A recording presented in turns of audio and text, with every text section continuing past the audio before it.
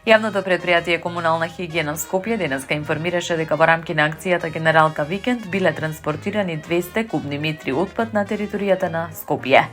И оваа година јавното предпријатие Комунална хигиена Скопје зема активно учество во масовната акција за чистење Генералка Викенд, што се одржа на 8 мај.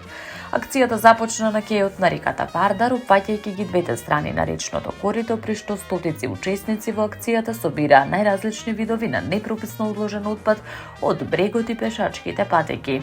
Воедно акцијата се одвиваше во сите скопски општини, каде што учесниците во посебно одредени пунктови, претежно во близина на образовните институции, градинките и училиштата, го одлагаа на собраниот отпад, што по завршувањето на акцијата беше преземен и транспортиран од страна на екипите на јавното предпријатие Комунална хигиена Скопје.